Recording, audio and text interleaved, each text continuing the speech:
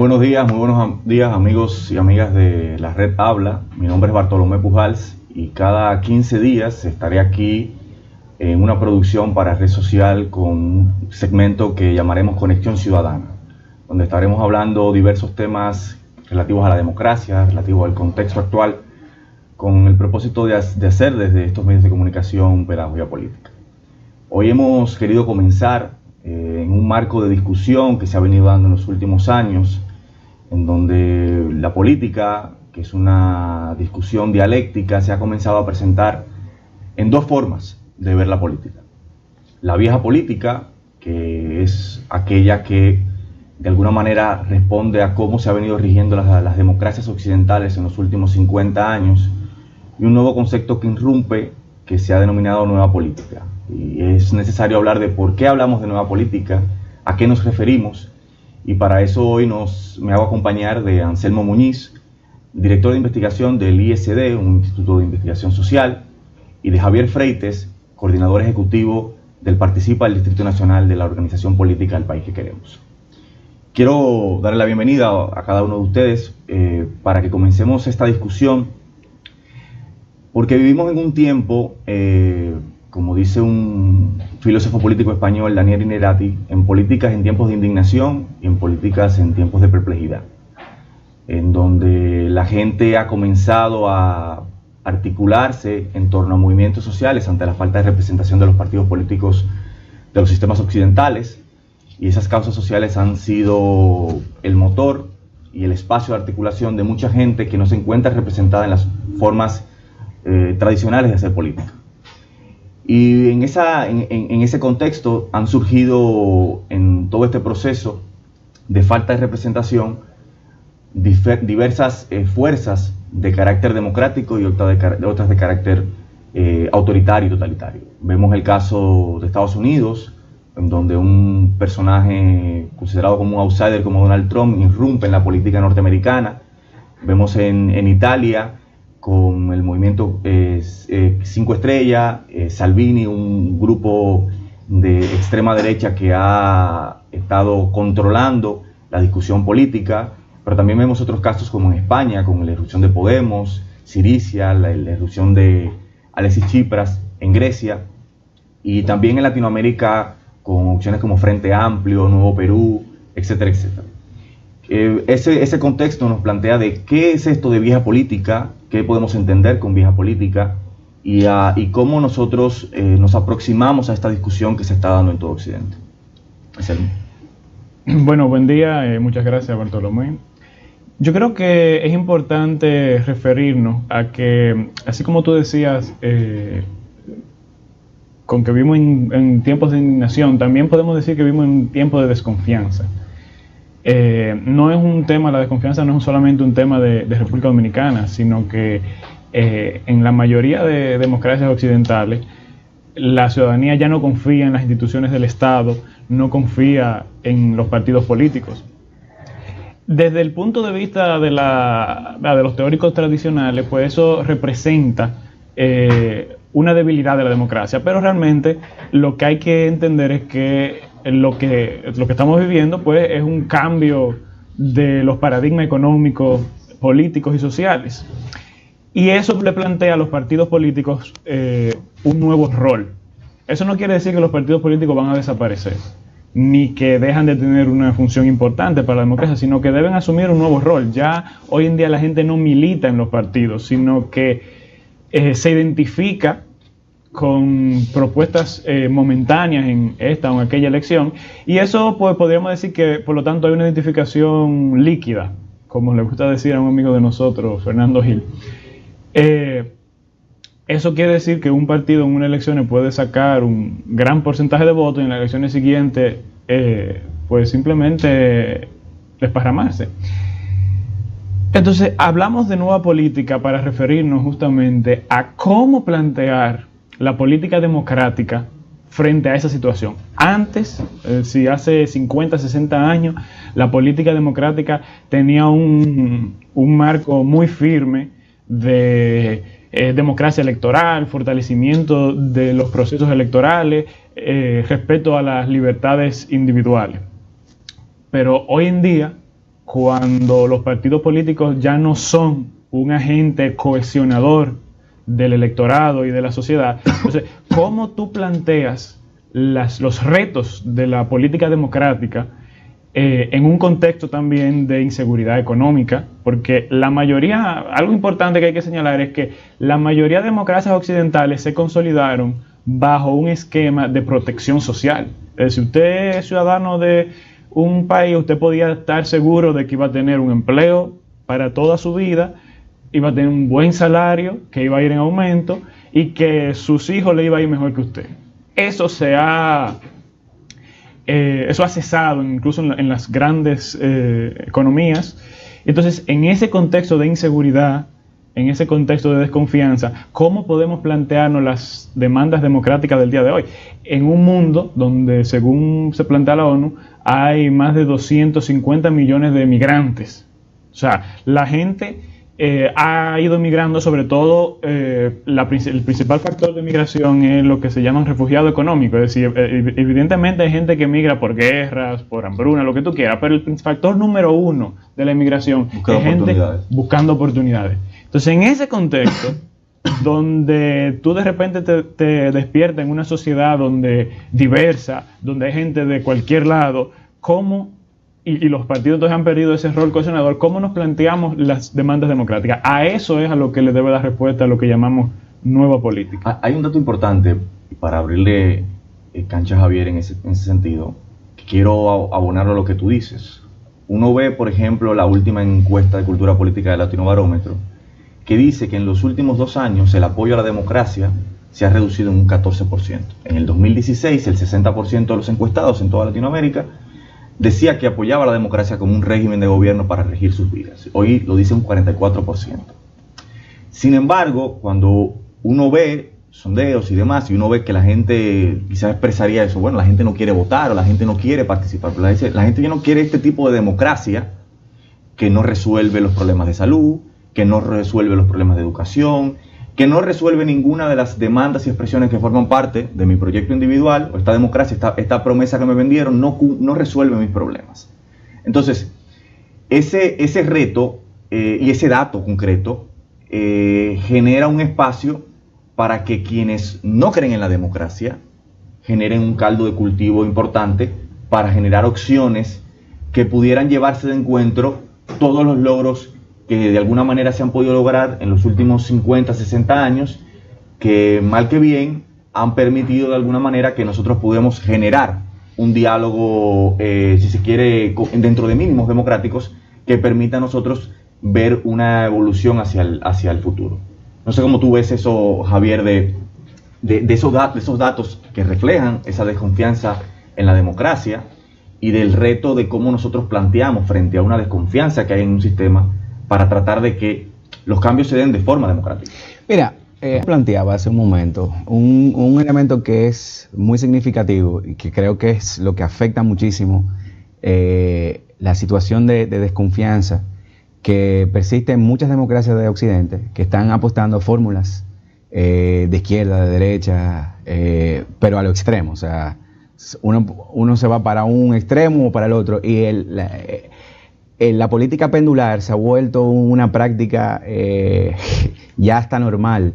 En los últimos, quizá en el último lustro hemos visto procesos de destrucción de la política, de la vieja política, versus la emergencia de una nueva política que aparentemente sabe interpretar el momento político en el que se está viviendo. Sin embargo, también vemos un nivel de insatisfacción como me señalaba Anselmo, y tengo que partir de esas dos premisas que daba Anselmo, y es que también hay un proceso de cambio muy rápido, porque hoy te apoyan y mañana hay un cambio, y pareciera como que la gente no está lo suficientemente paciente para apostar a la construcción de proyectos alternativos que puedan dar la batalla. Y te voy a poner un ejemplo. Ayer se celebraron elecciones autonómicas en una comunidad muy importante, la más grande de España, Andalucía. Y, oh sorpresa, la izquierda perdió 40 años de gobierno comunitario, lo perdió la izquierda ayer. Y el partido de ultraderecha. Exacto. Y lo sorprendente de esto es la emergencia de un partido de ultraderecha que a veces nosotros creemos que se trata de quizás de una respuesta a la izquierda, pero yo creo que también hay otro factor en España que está dominando, y es que el independentismo que ha brotado en algunos lugares y esas tensiones independentistas también está generando otras tensiones, que es una visión nacionalista de la construcción política española, y eso te indica a ti el nivel de fraccionamiento que está viviendo la política española en este momento. Pero volviendo al punto del descrédito o la pérdida de fuelle que ha tenido la democracia a nivel occidental, porque obviamente no podemos plantear como el sistema democrático como un elemento que abraza a toda la sociedad mundial, sino hay sectores del mundo, sobre todo los países de Occidente, que inclusive tienen, en esos sistemas de Occidente, tienen países que no tienen una democracia per tal, o por lo menos lo que llamamos nosotros democracia. Entonces, ahí entra un tema quizás de la crisis de la representación política. O sea, yo creo que hay una enorme crisis de representatividad fruto de esa desconfianza, y es una construcción, sobre todo en los países latinoamericanos, se está viendo un deterioro progresivo y rápido. Y creo que hay apuestas populistas, tanto de derecha como de izquierda, porque el populismo no tiene, que terminan llenando de insatisfacción, porque muchas personas pensarán que los cambios políticos, sociales y económicos se dan en 4 años, 6 años, y esos paradigmas son totalmente falsos. O sea, hay un cambio de dinámica en las relaciones de poder, en las relaciones económicas y sociales, que no se dan tan espontáneo como la voluntad de un individuo de cambiar. Entonces, cuando tú dices y haces un análisis, tú dices, ves el deterioro de la democracia representativa, entonces ahí surge elementos de la nueva política, que es cómo tú conectas con esa ciudadanía que dice, ven acá, ya yo no creo en ese voto delegado, es decir, yo delego mi voto en un tercero que me representa en los poderes públicos. Hay un deseo también de ser más corresponsable de la realidad que está viviendo, y yo creo que ahí es donde entra el gran reto de las nuevas organizaciones políticas, de tener estructuras orgánicas que le permitan a la mayor cantidad de gente decidir sobre los temas importantes y fundamentales. Ahora, así como tú dices, y estoy de acuerdo con que el populismo puede ser o de izquierda o de derecha, el populismo es una forma de construir lo político. Dicho desde esta mesa, que los tres podemos situarnos en el espectro progresista, uno pudiera decir que el concepto de nueva política es una apuesta performativa. Claro. Es una apuesta de construir sentido, exacto, una forma de enfrentar esos retos, fruto de la desconfianza, y es una apuesta sobre todo contrahegemónica. Nosotros estamos tratando, cuando se dice de nueva política, y en todo Occidente, ahora, hay un surgimiento de una nueva derecha alternativa, sí, una derecha que no comulga con esa derecha conservadora, una derecha que se moviliza, una derecha que maneja masas. Vemos el caso de Brasil, claro, y otros tantos casos en donde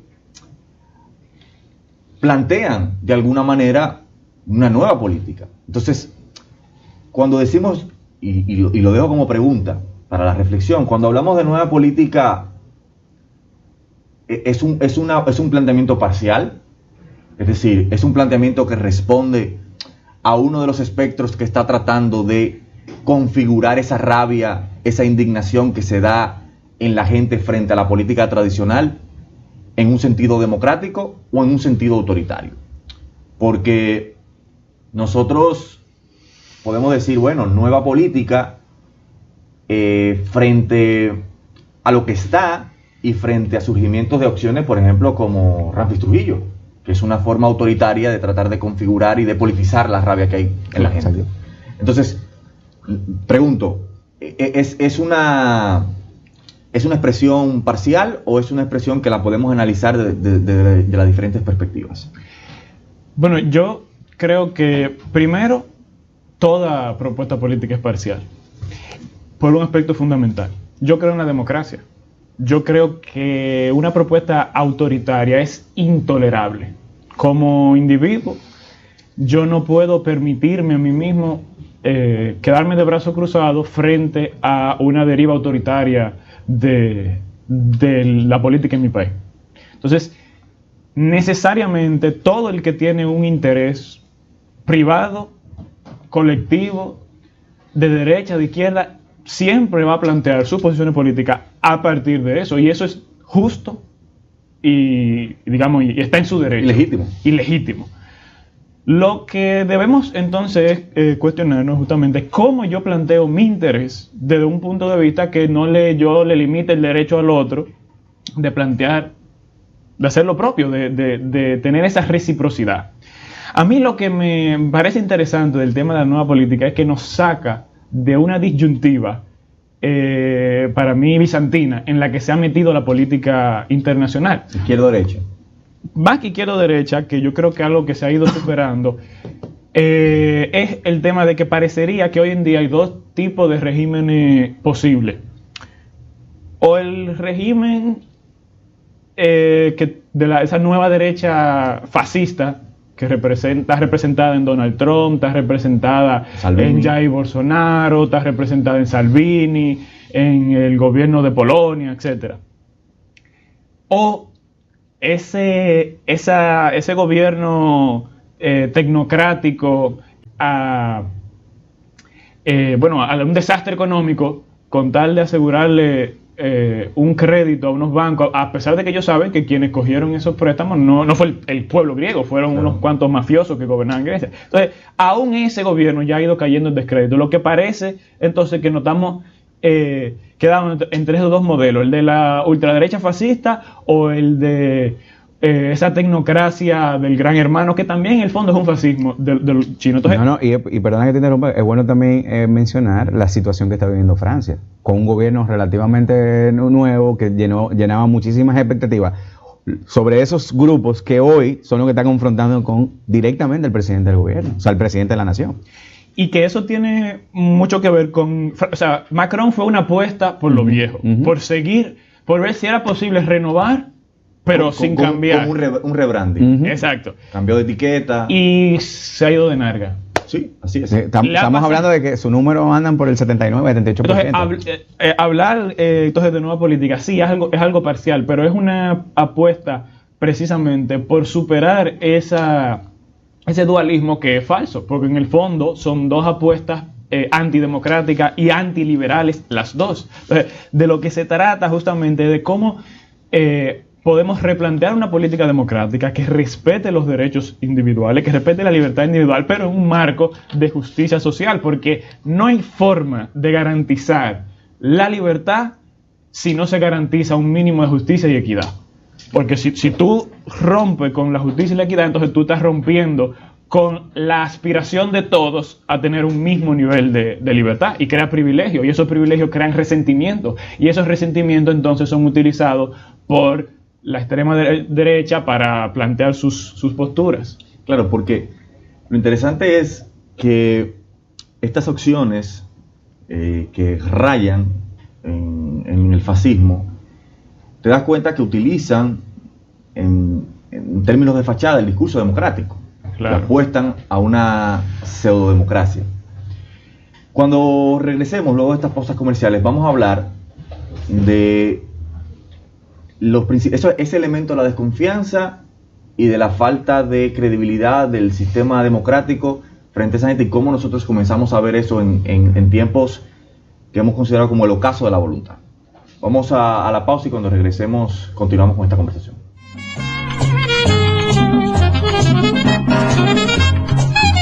Como cada 15 días estaremos aquí en Conexión Ciudadana discutiendo sobre democracia, sobre horizontes frente a la situación que vive Occidente. Antes de ir a la pausa, hablábamos de los retos que tiene hoy día la política occidental para construir opciones políticas que garanticen, que amplíen la democracia, no que la reduzcan.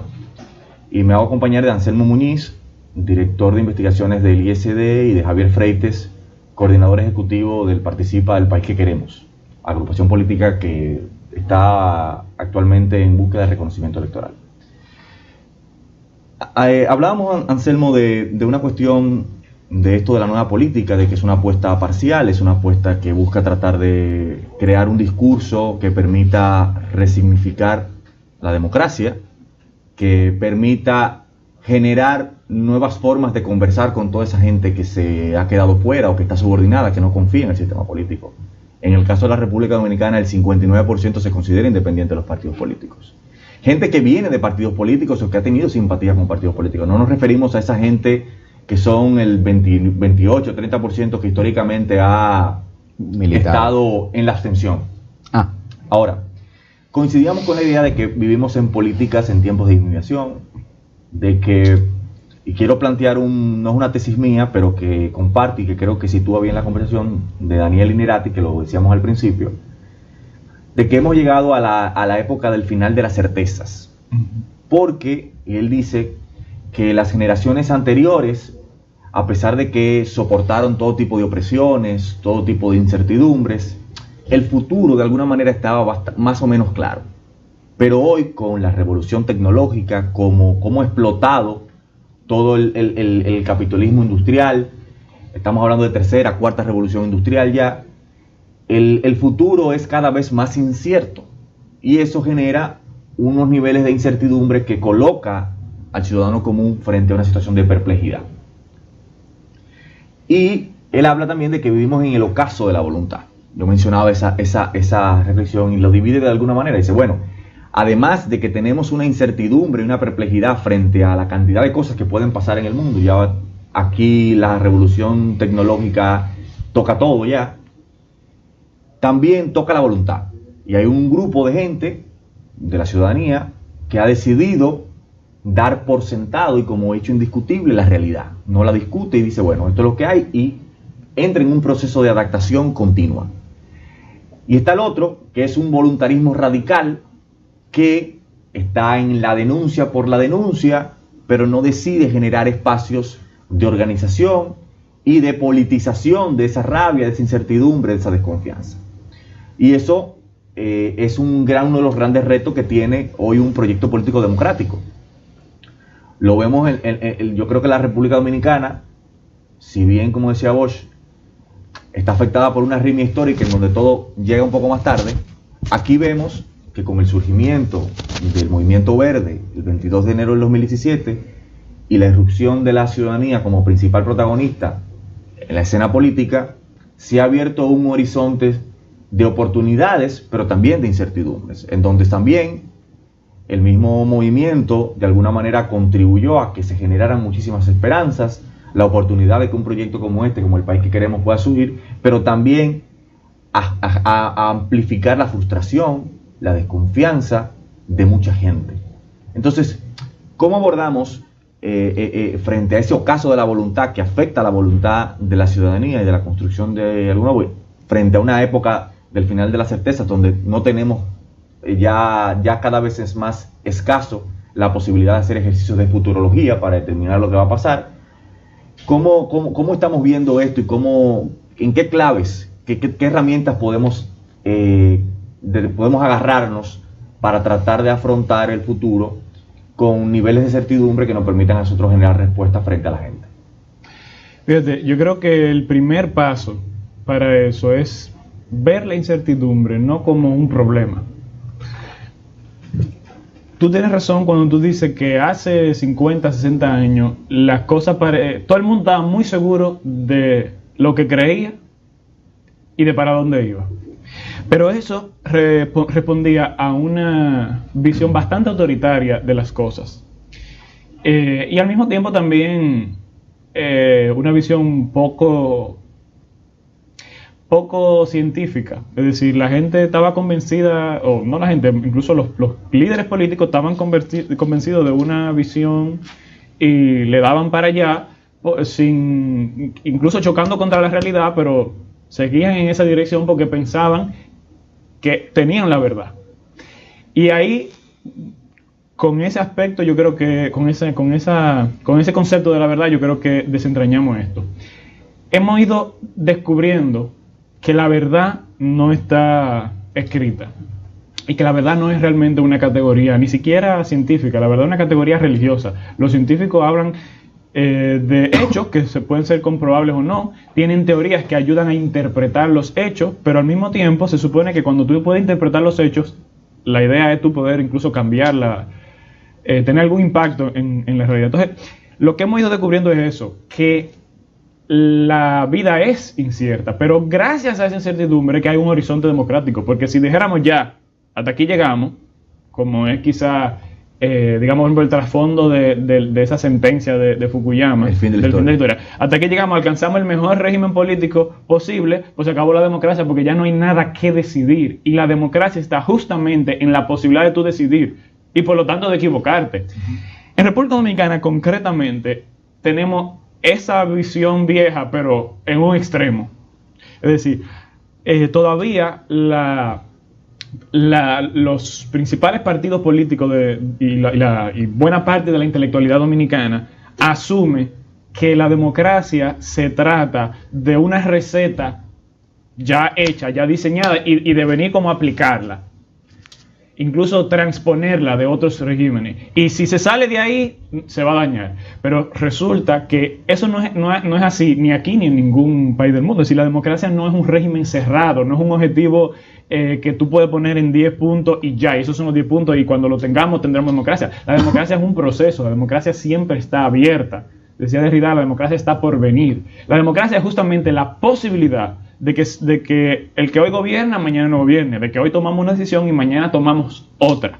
Entonces, yo creo que el primer paso es ese, como decir, como respirar. Bueno, la incertidumbre siempre ha existido, lo que pasa es que ahora nos dimos cuenta. Y segundo, la incertidumbre, así como es peligrosa, pero también es donde está la promesa de crear realmente una República Dominicana donde la gente pueda vivir con dignidad, donde la gente pueda decir, bueno, yo voy a vivir de mi trabajo y voy a vivir bien, donde se respeten los derechos. Mira, hace un rato tú planteabas algo muy interesante, que era el tema de la justicia. Hay una vinculación, democracia, justicia, libertad. Es un triángulo casi perfecto para la construcción social. De hecho, claro que hay un caldo de cultivo muy poderoso en República Dominicana. El problema es que el nivel de insatisfacción nos abarca a todos los que tenemos ideas distintas. Y esa fue una de las cosas tan importantes que logró el movimiento Marcha Verde, cuando de repente aglutinó gente que creía, que no creía, que era de izquierda, que era de derecha, que era de centro, que era una arca de Noé. Y eso te dice el nivel de insatisfacción que hay en todos los espectros políticos real que vive la República Dominicana. Pero más que la incertidumbre, porque la incertidumbre, uno tiene, quizás uno de los graves problemas que tienen las sociedades modernas es que no han aprendido a lidiar con la incertidumbre. La incertidumbre es parte de la vida y tú tienes que lidiar con la incertidumbre. ¿O la incertidumbre es parte de la modernidad? No, porque la incertidumbre, lo que pasa es que nosotros llegamos a unos niveles de perfeccionamientos asegurando algunas cosas que hemos llegado a creer que todo se puede asegurar, y no es así. Por ejemplo, te hablo de la capacidad de producción de alimentos. Es cierto que hay una gran cantidad de personas que están muriendo de hambre en el planeta todavía, pero ya, por ejemplo, nosotros tenemos mayores problemas de obesidad que de hambruna, por citarte. Entonces ya tú estás viendo los extremos. Se siguen botando mucha comida. O sea, tú no te tienes que ir al primer mundo. Tú te vas a República Dominicana, a cualquier supermercado, termina la jornada y se bota la comida. Y eso te dice a ti de que no es un problema de falta de alimento, es un problema de gestión de las necesidades fundamentales de la gente. Entonces, volviendo al tema de la incertidumbre. La incertidumbre es un elemento que nos va a acompañar a todos toda la vida. No tiene que ver con un sistema político, no tiene que ver con nada de eso, sino lo que preocupa es la desconfianza que hay en los agentes que tienen que lidiar con las relaciones de poder. Y yo creo que el gran reto que tiene la sociedad dominicana y los dominicanos es dejarse de ver como un elemento pasivo de la construcción política y formar parte activa de las decisiones. Y ahí es donde las nuevas agrupaciones, tanto de izquierda o de derecha, porque lo que tenemos que decir es, la nueva política es un espectro para todos, izquierda o derecha, y lo estamos viendo a nivel mundial o global o en las democracias de Occidente. Lo que tenemos que ver es la importancia de resignificar la parte molecular. Yo siento a veces como que hay un desprecio. O sea, nosotros tenemos que empezar a reconstruir la visión de la política, porque parece que muchos, y me refiero a los latinoamericanos, entienden que el único que puede ser capaz de transformar la realidad de un país es un presidente. Pero mira, tú estás diciendo algo muy interesante, porque tú tienes razón en una cosa. Los mecanismos técnicos de administrar la vida hoy son incluso más precisos que antes. Claro. Lo que pasa es que hoy en día, por ejemplo, pongamos el caso concreto de República Dominicana, más gente, o sea, más ciudadanos y ciudadanos quieren tener voz y voto, como de hecho le correspondería. Lo que pasa es que nosotros venimos de una mentalidad balaguerista, trujillista, que luego el mismo gobierno actual heredó, donde queremos que si yo pienso de una forma, es lo mío lo que se aplique. Pero, para poner un ejemplo concreto, a usted no le tiene que caer bien, por ejemplo, ni tiene que estar de acuerdo con Ubiere. Pero Ubiere es un ciudadano dominicano y tiene derecho y voz y voto a estar aquí. Entonces, lo que está pasando concretamente es eso, que ante una pluralidad de voces que está surgiendo en la ciudadanía, desde el espectro político, donde eran 2 o 3 los que dominaban, ahora esos 2 o 3 quieren callar esas voces porque quieren ser los únicos que hablen. Hay un punto que yo entiendo, o sea, yo estoy de acuerdo con el abordaje que tú haces de la incertidumbre desde una perspectiva filosófica. Ahora, el discurso político lo que procura es generar certidumbre. Sí, claro. Porque todo discurso político es esencialmente hegemónico, o tiene vocación de ser hegemónico. Sí. Y la hegemonía lo que busca es crear unos términos de cómo se organizan las cosas y de cómo se discuten las cosas. Y eso es lo que te da certidumbre. Ahora, hace 50 años, la composición del ser social era muy distinta. O sea, la gente trabajaba para tener una hipoteca, comprar una casa, tener un carro y tener una familia. Exacto. Los baby boomers, por ejemplo, tenían esas características.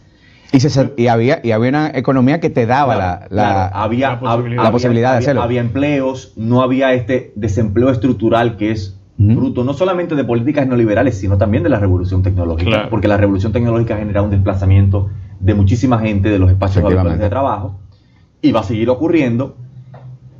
Pero cuando tú te enfrentas, por ejemplo, a quienes son mayoritariamente lo que componen hoy la sociedad, que son los millennials, en los países en desarrollo en el 2025 van a ser el 75% de la mano de obra, que son personas que según estudios sus características son totalmente distintas. Primero, prefieren trabajar en lugares en donde tengan menor salario, pero donde su trabajo impacte socialmente. No le interesa trabajar para comprar una casa, para comprar un carro. Prefieren ahorrar para viajar, para tener experiencias.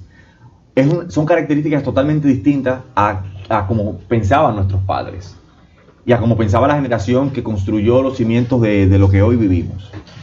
Pero tú tocabas un tema del tema de la verdad, de que la verdad es algo, si se quiere, religioso, y la verdad siempre también va a ser un discurso político. Claro. Usualmente, la verdad es un resultado de ese proceso de construcción hegemónica de una sociedad. Y antes, los hechos, regularmente los hechos eran de derecha. Quien trataba de construir una alternativa desde esa incertidumbre, desde ese horizonte que la derecha negaba, eran los espacios de centro, centro-izquierda, izquierda.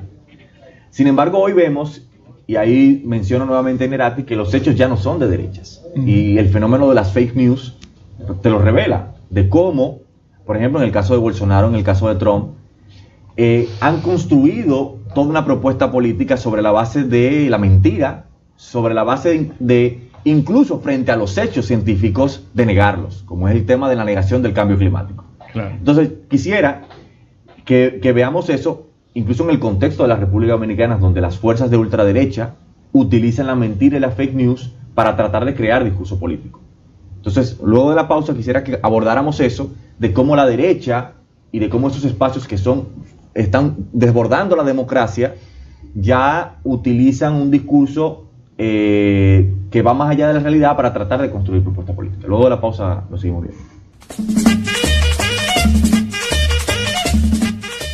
Conexión Ciudadana, una producción especial para Red Social. Volvemos a ritmo de tambora, güira y acordeón.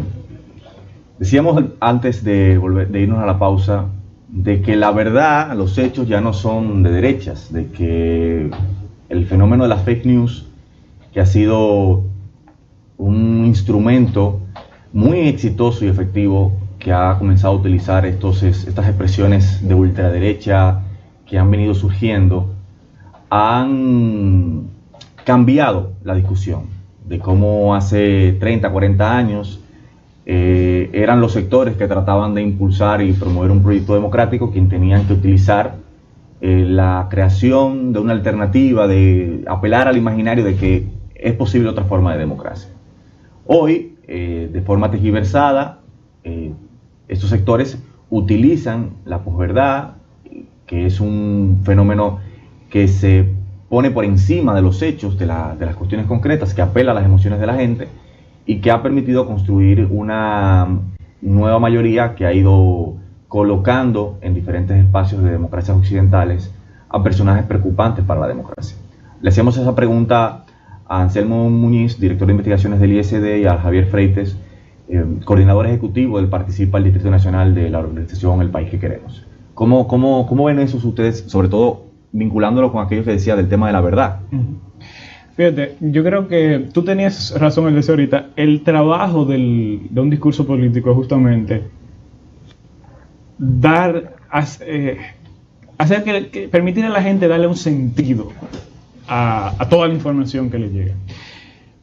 Yo no comparto completamente que el tema del fake news es algo nuevo. Yo creo que las noticias... Es la expansión. Exacto. Pues el bulo siempre ha existido. Exacto. Lo que hay hoy en día es más fuentes de información. Y claro, si tú vienes de un nivel de desconcentración de los medios de comunicación, esos antiguos medios de comunicación que tenían se van a quejar, pero yo creo que los países y digamos el poder siempre ha jugado con el tema de la mentira, la verdad, porque el que domina la verdad, entre comillas, pues tiene el poder.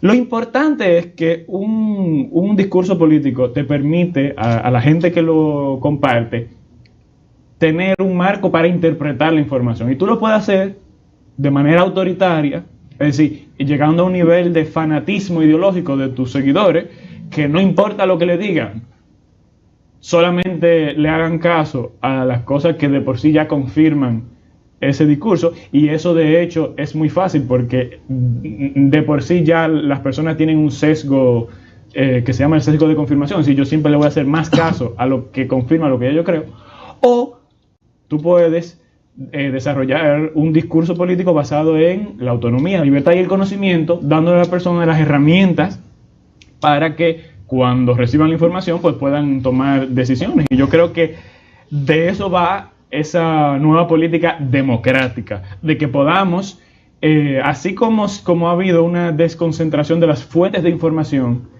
podamos luchar por lo que es verdaderamente importante y democrático, una desconcentración del conocimiento, que eso no ha pasado. El conocimiento hoy en día sigue siendo un privilegio de una élite económica, política, intelectual, y la mayor parte de la ciudadanía no tiene acceso porque es caro, porque está protegido por normas que evitan que eso se... Entonces, hacia donde debemos movernos es una sociedad del conocimiento, pero real, no a una sociedad del exceso de información, sino del conocimiento. Mira, nosotros tenemos, ya para terminar, nosotros tenemos muchos diagnósticos que son muy desalentadores. Lo importante es el papel que jueguen los sectores más afectados de esos indicadores. Tenemos indicadores de violencia, que son unos índices que preocupan y alarman. Igual con la educación, el tema del empleo, en fin, hay una serie de elementos que afectan, que son problemas de la sociedad de siempre. Es decir, el tema del desempleo es un tema que afecta mayoritariamente a los jóvenes, pero también hay precariedad salarial, que afecta al 80% de lo que forman parte de la economía formal. Una economía formal que tiene un tamaño muy deforme. En algunos dicen 40, 45, pero en realidad no se sabe. Entonces, nosotros tenemos esos retos, pero también tenemos otros retos que ya son latentes. Por ejemplo, la inteligencia artificial se proyecta que en los próximos 5 años habrá una pérdida de 30 millones o 40 millones de empleos a escala global. Y eso es un elemento de mucha tensión. Para finalizar, lo que yo entiendo es que nosotros tenemos que identificar recetas veraces que se puedan conectar con el sentir de la gente. La gente sabe que tiene desempleo, que hay problemas de inseguridad. Eso la gente lo sabe. Ahora, lo que ha habido es una mala colocación de la formulación de soluciones a esos problemas que son latentes de la sociedad dominicana. Anselmo, Javier, muchísimas gracias, y a todos ustedes por el placer de la sintonía y a las frecuencias de retransmisión de la Red Habla. Esto es su Conexión Ciudadana, una producción especial para Red Social. Gracias por la oportunidad, y estaremos aquí no el próximo lunes, cada 15 días, todos los lunes de 11 a 12, hablando de democracia y los retos que tenemos por delante en Occidente y en la República Dominicana. Un placer, Bartolomé Pujals, y hasta la próxima.